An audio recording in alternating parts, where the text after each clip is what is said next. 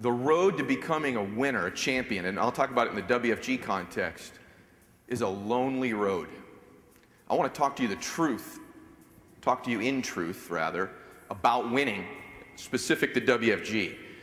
And I have such admiration for these people because it's a lonely road. The fact of the matter is, yes, we're a big company, yes, we're a team, but that road to success is riddled with self-doubt, with setbacks, with trials, with tribulations, with thoughts of quitting, thoughts of weakness, lack of faith creeping in, almost constantly.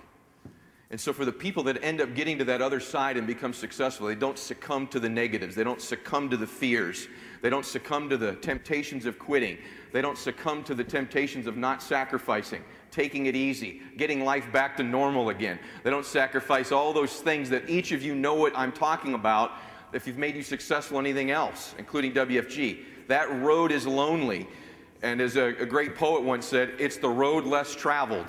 And I admire the people who are willing to do that. When I see you speak up, Betty, what occurs to me is how proud I am of you for your family, because I know your road's different than mine, and each of your roads will be different than mine.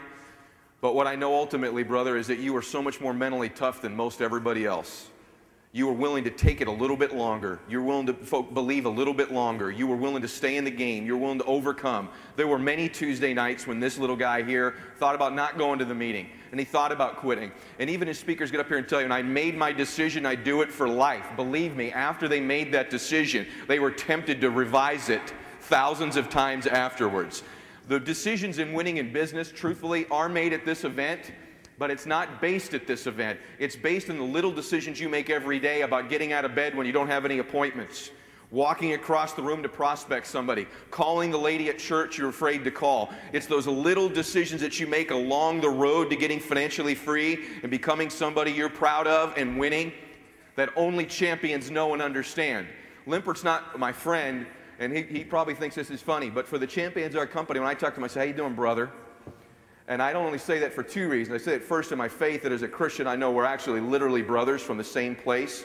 But I also say that to him because in the business sense, we're kindred spirits. We're blood brothers in the sense that I know you're a warrior. I know what you went through. I love you and respect you for doing that. It's not that I don't love or respect people who don't, but champions know what I'm talking about. They know the drive home after a BPM when they had it going and the team had started to grow.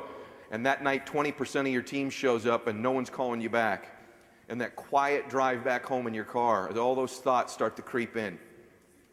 The best guy quits. You write the sale and you get a big check and you tell your wife about it, and you find out Thursday the person changed their mind.